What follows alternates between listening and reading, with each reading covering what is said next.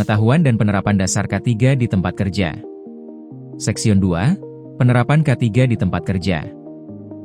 Di Indonesia, sudah terdapat peraturan yang mewajibkan menerapkan Sistem Manajemen Keselamatan dan Kesehatan Kerja, atau SMK3 di perusahaan, yaitu Peraturan Pemerintah Nomor 50 Tahun 2012, pada Pasal 5. Pertama, setiap perusahaan wajib menerapkan SMK3 di perusahaannya.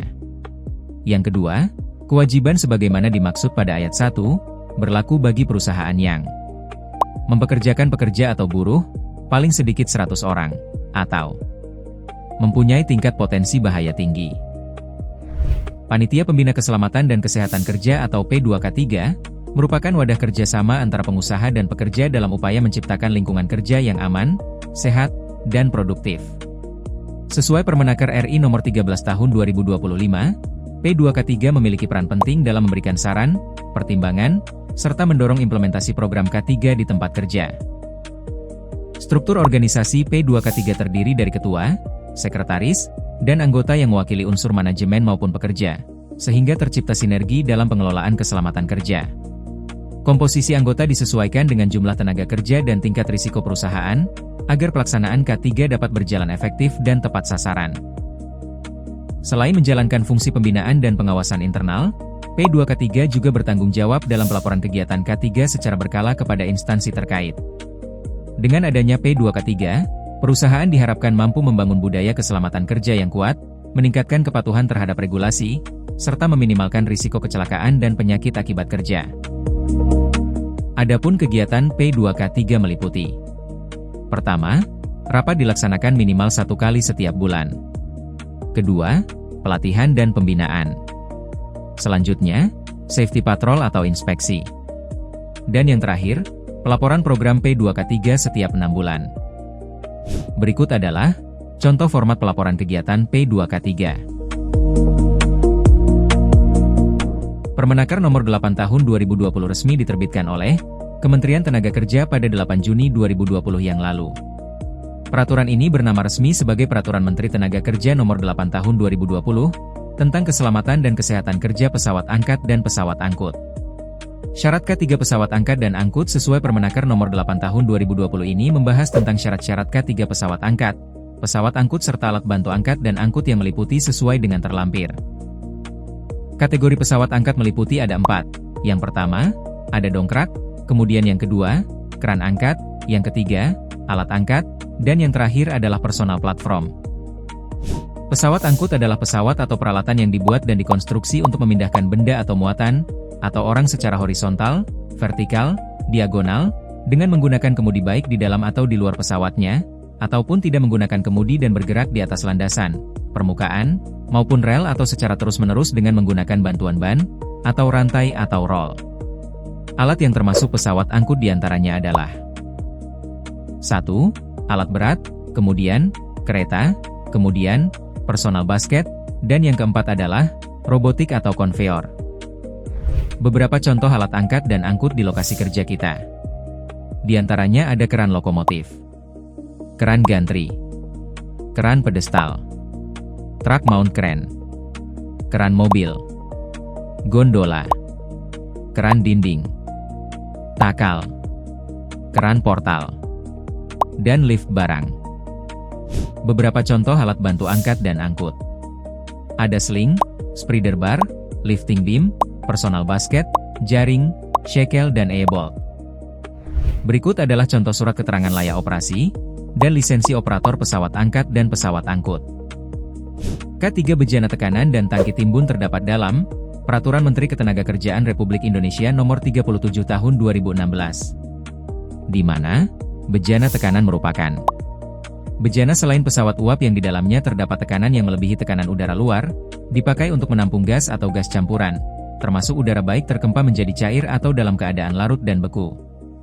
Kemudian, untuk tangki timbun adalah bejana selain bejana tekanan yang menyimpan atau menimbun cairan bahan berbahaya atau cairan lainnya, di dalamnya terdapat gaya tekan yang ditimbulkan oleh berat cairan yang disimpan, atau ditimbun dengan volume tertentu.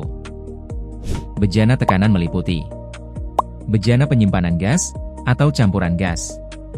Kemudian ada bejana penyimpanan bahan bakar gas untuk kendaraan. Kemudian ada bejana transport untuk penyimpanan atau pengangkutan, bejana proses, dan pesawat pendingin. Kemudian, untuk tangki timbun terdiri dari tangki penimbun cairan bahan mudah terbakar, yang biasanya volume di atas, atau sama dengan 200 liter. Kemudian, tangki penimbun cairan bahan berbahaya. Tangki penimbun cairan selain bahan mudah terbakar dan berbahaya, yang biasa kita temui adalah volume di atas 450 liter atau temperatur di atas 99 derajat Celcius. K3 bejana tekanan dan tangki timbun memiliki 3 tahapan proses. Yang pertama K3 perencanaan. Yang kedua K3 pembuatan. Dan yang ketiga, K3 pemasangan, perbaikan serta modifikasi.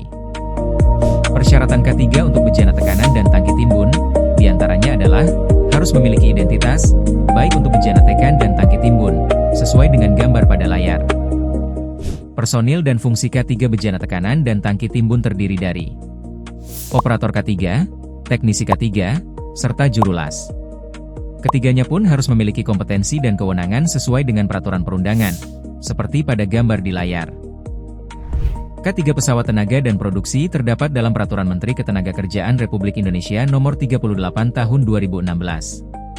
Di mana pesawat tenaga dan produksi adalah pesawat atau alat yang tetap atau berpindah-pindah yang dipakai atau dipasang untuk membangkitkan, atau memindahkan daya, atau tenaga, mengolah, membuat bahan, barang, produk teknis, dan komponen alat produksi yang dapat menimbulkan bahaya kecelakaan.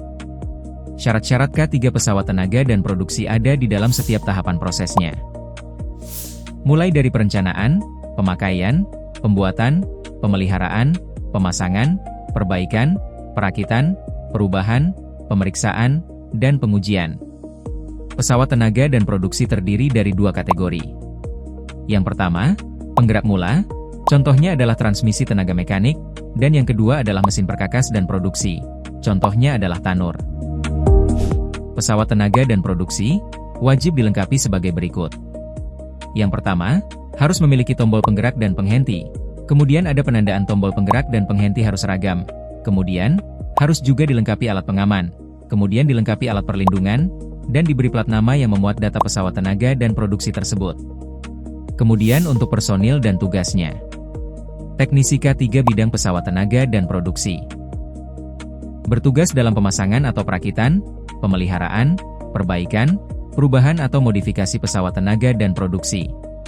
Yang kedua, ada operator K3 bidang pesawat tenaga dan produksi, yang memiliki tugas pengoperasian pesawat tenaga dan produksi. Teknisi dan operator K3 bidang pesawat tenaga dan produksi harus memiliki kompetensi dan kewenangan sesuai dengan ketentuan peraturan perundang-undangan. Pada layar, merupakan contoh pesawat tenaga dan produksi, yaitu penggerak mula, dan mesin perkakas dan produksi. Contoh berikutnya adalah transmisi tenaga mekanik, dan yang terakhir adalah tanur atau furnace. K3 listrik di tempat kerja. Sebagaimana kita ketahui bahwa listrik dibangkitkan melalui stasiun pembangkit, seperti PLTA, PLTD, dan lain sebagainya. Kemudian setelah dibangkitkan, lalu disalurkan dengan sistem transmisi melalui gardu listrik dan sistem distribusi listrik, untuk digunakan atau dimanfaatkan oleh konsumen dan industri. Pelaksanaan K3 listrik sesuai dengan Peraturan Menteri Ketenagakerjaan Republik Indonesia Nomor 12 Tahun 2015, aspek penerapan K3 listrik dimulai dari perencanaan, pemasangan, komisioning, pemakaian, serta perawatan. Adapun pengendalian harus dilakukan, adalah dari sisi administratif, kemudian legalitas atau perizinan, kemudian standarisasi, serta sertifikasi. Oleh karena itu, resiko dan bahaya harus segera kita stop, agar kecelakaan tidak terjadi. Jenis-jenis gangguan listrik yang biasa terjadi di tempat kerja kita, yaitu, adanya beban berlebih atau yang biasa kita kenal overload, kemudian, hubung singkat atau short circuit, kemudian, arus sisa atau arus bocor, kemudian ada surja petir, tegangan lebih, dan juga tegangan kurang. K3 listrik di tempat kerja berdasarkan personil dan fungsinya. Yang pertama, adanya ahli K3 bidang listrik pada perusahaan atau ahli K3 bidang listrik pada PJK3. Berfungsi sebagai perencanaan, pemasangan, perubahan serta pemeliharaan. Kemudian, seorang teknisi K3 listrik pada perusahaan dan teknisi K3 listrik pada PJK3, yang berfungsi sebagai pemasangan, pemeliharaan pada pembangkitan, transmisi, distribusi dan pemanfaatan listrik. Kemudian yang terakhir, adanya pengawas ketenagakerjaan spesialis K3 listrik, yaitu ada ahli K3 bidang listrik pada perusahaan, dan ahli K3 bidang listrik pada PJK3, yang berfungsi sebagai pemeriksaan serta pengujian, di mana pemeriksaan minimal 1 tahun sekali, dan pengujiannya minimal 5 tahun sekali. Khusus untuk perusahaan yang memiliki listrik lebih dari 200 kV ampere.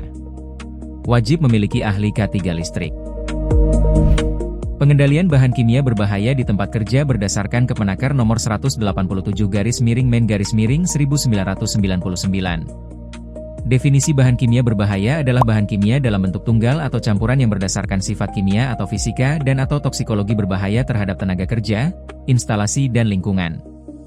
Kewajiban perusahaan, yaitu pengusaha atau pengurus yang menggunakan, menyimpan, memakai, memproduksi dan mengangkut bahan kimia berbahaya di tempat kerja wajib mengendalikan bahan kimia berbahaya untuk mencegah terjadinya kecelakaan kerja dan penyakit akibat kerja. Pengendalian bahan kimia berbahaya sebagaimana dimaksud peraturan ini meliputi penyediaan lembar data keselamatan bahan atau LDKB serta labelnya. Kemudian, penunjukan petugas K3 kimia dan ahli K3 kimia di tempat kerja kita.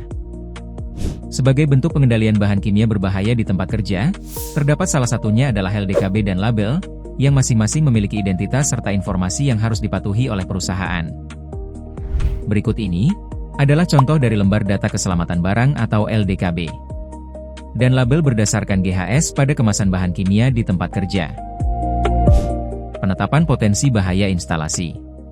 Pengusaha atau pengurus wajib menyampaikan daftar nama, sifat, dan kuantitas bahan kimia berbahaya di tempat kerjanya dengan mengisi formulir kepada kantor, departemen atau dinas tenaga kerja setempat, dengan tembusannya disampaikan kepada kantor wilayah departemen tenaga kerja setempat. Lalu, kantor departemen atau dinas tenaga kerja setempat, selambat-lambatnya 14 hari kerja setelah menerima daftar harus meneliti kebenaran data yang disampaikan oleh perusahaan. Berdasarkan hasil penelitian, kantor departemen atau dinas tenaga kerja setempat akan menetapkan kategori potensi bahaya perusahaan atau industri yang bersangkutan. Terdiri dari potensi bahaya besar, atau potensi bahaya menengah. Untuk kriteria bahan kimia berbahaya terdiri dari bahan beracun, bahan sangat beracun, cairan mudah terbakar, cairan sangat mudah terbakar, gas mudah terbakar, bahan mudah meledak, bahan reaktif, dan bahan oksidator. Nilai ambang kuantitas atau NAK adalah standar kuantitas bahan kimia berbahaya untuk menetapkan potensi bahaya bahan kimia di tempat kerja. Nilai ambang kuantitas atau NAK bahan kimia selain yang dimaksud dalam pasal 13 ditetapkan sebagai berikut. Bahan kimia kriteria beracun yaitu 10 ton, bahan kimia kriteria sangat beracun yaitu 5 ton, bahan kimia kriteria reaktif yaitu 50 ton, bahan kimia kriteria mudah meledak yaitu 10 ton, bahan kimia kriteria oksidator yaitu 10 ton, bahan kimia kriteria dengan cairan mudah terbakar yaitu 200 ton, bahan kimia kriteria cairan sangat mudah terbakar yaitu 100 ton, dan bahan kimia kriteria gas mudah terbakar yaitu 50 ton.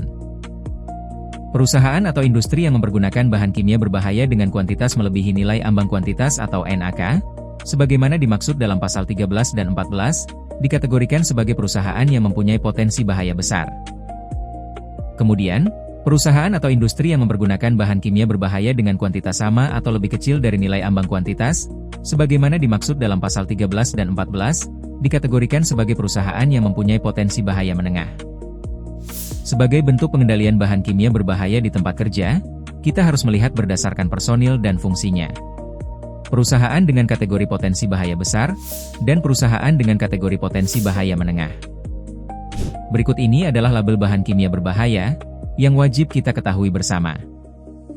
Unit penanggulangan kebakaran di tempat kerja, berdasarkan Kemenaker nomor 186/Men-1999, terdiri dari 6 tim, yaitu Tim Penanggulangan Kebakaran, Unit Penanggulangan Kebakaran, kemudian Petugas Peran Penanggulangan Kebakaran, Regu Penanggulangan Kebakaran, Ahli Keselamatan Kerja, serta Pegawai Pengawas.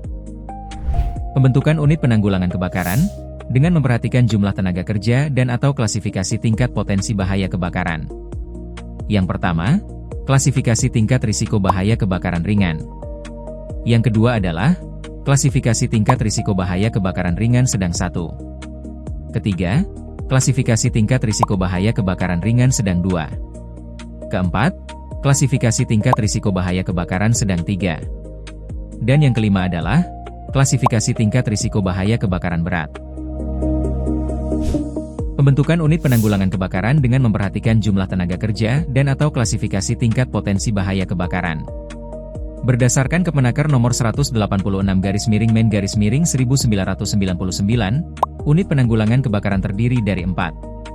1. Petugas peran kebakaran. Yang kedua, regu penanggulangan kebakaran. Yang ketiga, koordinator unit penanggulangan kebakaran. Dan yang keempat, ahli K3 spesialis penanggulangan kebakaran. Untuk petugas peran kebakaran, ditetapkan sekurang-kurangnya 2 orang untuk setiap jumlah tenaga kerja 25 orang. Regu penanggulangan kebakaran dan ahli K3 spesialis penanggulangan kebakaran. Ditetapkan untuk tempat kerja tingkat risiko bahaya kebakaran ringan dan sedang 1, yang mempekerjakan tenaga kerja 300 orang atau lebih, atau setiap tempat kerja tingkat risiko bahaya kebakaran sedang 2, sedang 3 dan berat. Kemudian, koordinator unit penanggulangan kebakaran ditetapkan sebagai berikut. Yaitu untuk tempat kerja dengan tingkat risiko bahaya kebakaran ringan dan sedang 1. Sekurang-kurangnya 1 orang untuk setiap jumlah tenaga kerja 100 orang. Kemudian, untuk tempat kerja tingkat risiko bahaya kebakaran sedang 2 dan sedang 3 dan berat, sekurang-kurangnya 1 orang untuk setiap unit kerjanya. Berikut adalah daftar jenis tempat kerja berdasarkan klasifikasi potensi bahaya kebakaran. Alat pelindung diri atau APD. Permenaker nomor 8 tahun 2010 tentang alat pelindung diri memberikan landasan hukum dan panduan bagi kita untuk memahami dan menerapkan perlindungan dengan alat pelindung diri. Berdasarkan Permenaker nomor 8 tahun 2010, alat pelindung diri merupakan suatu alat yang mempunyai kemampuan untuk melindungi seseorang, yang fungsinya mengisolasi sebagian atau seluruh tubuh dari potensi bahaya di tempat kerja. Permenaker nomor 8 tahun 2010 menggolongkan fungsi dan jenis alat pelindung diri menjadi 9 bagian yang dikelompokkan berdasarkan tujuan dari pemakaiannya. Berikut adalah 9 fungsi dan jenis alat pelindung diri berdasarkan Permenaker nomor 8 tahun 2010. Yaitu 1. Alat pelindung kepala. Yang kedua adalah alat pelindung mata dan muka. Ketiga, alat pelindung telinga. Keempat, alat pelindung pernapasan dan perlengkapannya. Kelima, alat pelindung tangan. Keenam, alat pelindung kaki. Ketujuh, pakaian pelindung. Kedelapan, alat pelindung jatuh perorangan. Dan yang kesembilan adalah alat pelindung pelampung. Pada layar adalah segala aktivitas yang wajib menggunakan APD, agar kita selalu diberikan keselamatan di tempat kerja kita. Berikut adalah contoh-contoh APD yang sering digunakan di berbagai industri.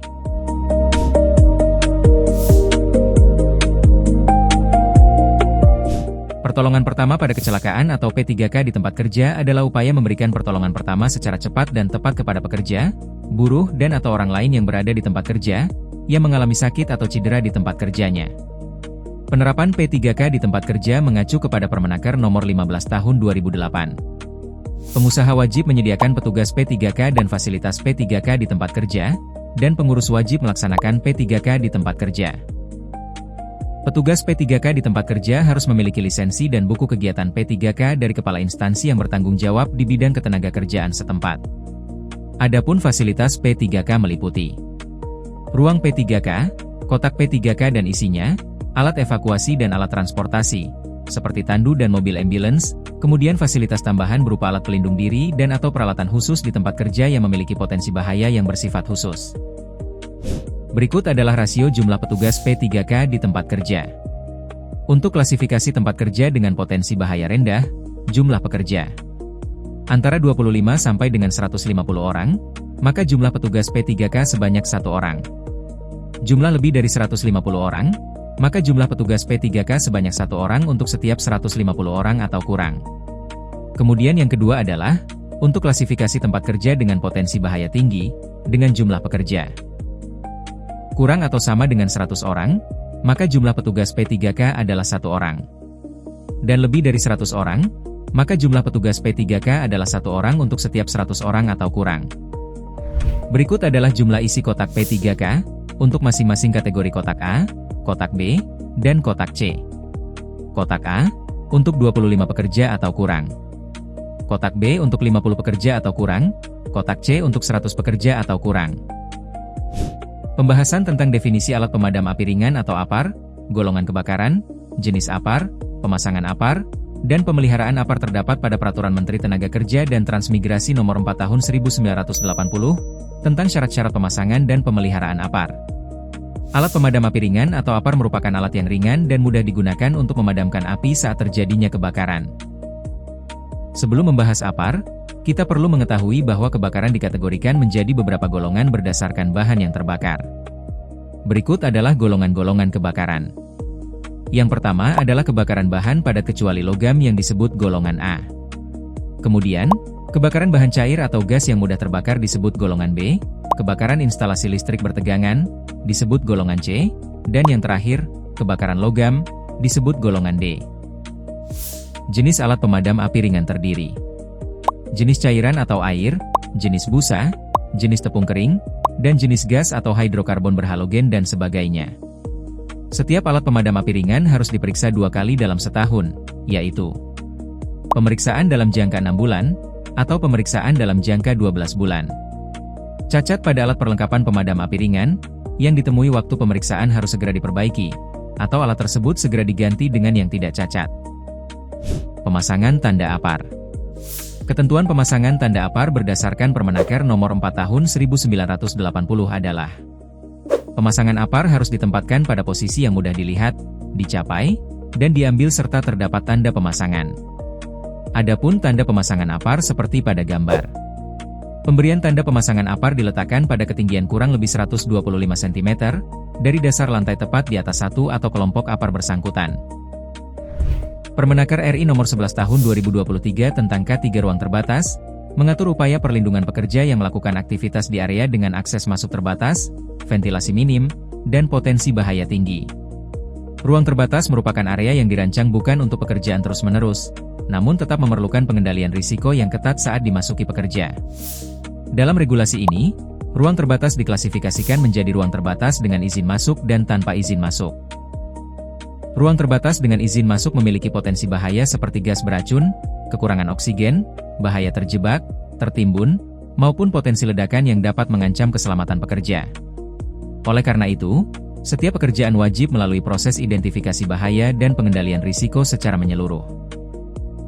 Beberapa persyaratan utama sebelum bekerja di ruang terbatas meliputi penyusunan Job Safety Analysis atau JSA, pengujian gas atmosfer berbahaya, pembatasan dan isolasi sumber energi berbahaya, penyediaan ventilasi udara, sistem komunikasi, serta kesiapan rencana tanggap darurat. Selain itu, perusahaan wajib menyiapkan personel kompeten seperti teknisi K3 ruang terbatas, teknisi deteksi gas, dan petugas penyelamat ruang terbatas. Penerapan K3 ruang terbatas bukan hanya untuk memenuhi regulasi, tetapi menjadi langkah penting dalam mencegah kecelakaan fatal serta memastikan seluruh pekerja dapat bekerja dengan aman dan selamat. Operator pesawat uap. Permenaker RI Nomor 4 Tahun 2025 tentang operator pesawat uap, menjelaskan bahwa pesawat uap adalah ketel uap dan peralatan lain yang bekerja menggunakan tekanan uap atau tekanan lebih tinggi dari tekanan udara normal. Karena memiliki potensi bahaya tinggi, pengoperasiannya harus dilakukan secara aman, terkontrol, dan sesuai standar K3. Operator pesawat uap merupakan tenaga kerja yang memiliki kemampuan dan keterampilan khusus dalam melayani serta mengoperasikan pesawat uap. Oleh karena itu, operator wajib memiliki kompetensi, memahami prosedur kerja aman, serta mampu mengendalikan risiko yang dapat menimbulkan kecelakaan kerja maupun kerusakan peralatan. Dalam regulasi ini juga dijelaskan bahwa setiap pemakai pesawat uap wajib melaksanakan persyaratan K3 pesawat uap. Kewajiban ini berlaku bagi pengusaha, pengurus, maupun perorangan tertentu sesuai kebutuhan. Hal ini menunjukkan bahwa keselamatan bukan hanya tanggung jawab operator, tetapi juga seluruh pihak yang terlibat dalam penggunaan dan pengelolaan pesawat uap. Ruang lingkup persyaratan K3 meliputi seluruh tahapan, mulai dari perencanaan, pembuatan, pemasangan, pengoperasian, pemeliharaan, perawatan, perbaikan, modifikasi, hingga pemeriksaan dan pengujian. Dengan penerapan yang konsisten, potensi kecelakaan akibat tekanan tinggi, ledakan, maupun kegagalan sistem dapat dicegah. Adapun operator pesawat uap bertugas melayani dan mengoperasikan berbagai peralatan seperti ketel uap, sterilizer, pemanas minyak atau oil heater, serta peralatan lain yang sejenis. Oleh karena itu, kompetensi operator menjadi faktor penting dalam menjaga keselamatan pekerja, keandalan proses produksi, dan keberlangsungan operasional perusahaan. Kualifikasi operator pesawat uap. Berdasarkan Permenaker RI Nomor 4 Tahun 2025, operator pesawat uap dibagi menjadi dua kualifikasi, yaitu operator pesawat uap kelas 1 dan operator pesawat uap kelas 2. Pembagian ini disesuaikan dengan tingkat kemampuan, jenis peralatan, serta kapasitas pesawat uap yang dioperasikan. Setiap operator pesawat uap wajib memiliki lisensi K3 operator pesawat uap sebagai bukti kompetensi dan legalitas dalam menjalankan tugasnya. Lisensi tersebut memiliki masa berlaku selama 5 tahun dan harus diperbarui sesuai ketentuan yang berlaku. Hal ini bertujuan untuk memastikan operator tetap kompeten dan memahami perkembangan standar keselamatan kerja terbaru. Pada ketentuan ini juga diatur mengenai jumlah operator yang harus tersedia berdasarkan jenis dan kapasitas pesawat uap. Semakin besar kapasitas uap yang dihasilkan, maka kebutuhan operator juga semakin meningkat untuk memastikan pengawasan dan pengoperasian berjalan aman dan efektif. Untuk pemakaian ketel uap dengan ruang terpisah, jumlah operator ditentukan berdasarkan kapasitas masing-masing ketel. Sedangkan untuk beberapa ketel uap dalam satu ruang yang tidak terpisah, jumlah operator disesuaikan dengan total kapasitas uap yang dihasilkan secara keseluruhan. Ketentuan ini dibuat agar pengawasan terhadap tekanan, suhu, dan kondisi operasi tetap optimal. Selain ketel uap, regulasi ini juga mencakup operator untuk peralatan seperti sterilizer, pemanas minyak atau oil heater, dan peralatan lain yang sejenis. Setiap peralatan tersebut minimal dioperasikan oleh operator yang memiliki kompetensi sesuai klasifikasinya. Melalui pengaturan jumlah dan kualifikasi operator ini, perusahaan diharapkan mampu memastikan operasional pesawat uap berjalan aman, mengurangi potensi kecelakaan kerja, serta menjaga keandalan proses produksi secara berkelanjutan. Definisi kesehatan kerja menurut ILO dan WHO, yaitu penyesuaian antara pekerjaan kepada manusia dan manusia kepada pekerjaannya. Kesehatan di tempat kerja berkaitan dengan semua aspek K3 di tempat kerja, yang memiliki fokus utama pada pencegahan terhadap bahaya. Menurut Undang-Undang Republik Indonesia Nomor 17 Tahun 2023, tentang kesehatan. Pasal 1, kesehatan adalah keadaan sehat seseorang, baik secara fisik, jiwa, maupun sosial dan bukan sekadar terbebas dari penyakit untuk memungkinkannya hidup produktif. Sedangkan menurut Peraturan Pemerintah Nomor 28 Tahun 2024, tentang kesehatan kerja adalah upaya yang ditujukan untuk melindungi setiap orang yang berada di tempat kerja agar hidup sehat dan terbebas dari gangguan kesehatan serta pengaruh buruk yang diakibatkan dari pekerjaan. Berbicara tentang kesehatan kerja, kita harus membedakan antara penyakit akibat kerja, atau occupational disease dan penyakit terkait kerja atau work-related disease. Penyakit akibat kerja adalah penyakit yang disebabkan oleh pekerjaan dan atau lingkungan kerja, menurut Peraturan Presiden Nomor 7 Tahun 2019 tentang penyakit akibat kerja. Terminologi occupational disease mencakup penyakit yang diakibatkan sebagai akibat pajanan faktor risiko yang timbul dari aktivitas pekerjaan. Sedangkan penyakit terkait kerja atau work-related disease adalah penyakit yang disebabkan oleh beberapa faktor penyebab di mana faktor pekerjaan dan atau lingkungan kerja memberikan peranan bersama faktor lain dari luar tempat kerja. Apa penyebab terjadi penyakit akibat kerja? Tentunya karena adanya faktor bahaya. Fisika, seperti kebisingan, suhu, penggunaan zat kimia, atau faktor biologi, seperti virus, bakteri, atau faktor ergonomik dan psikologi seperti stres kerja.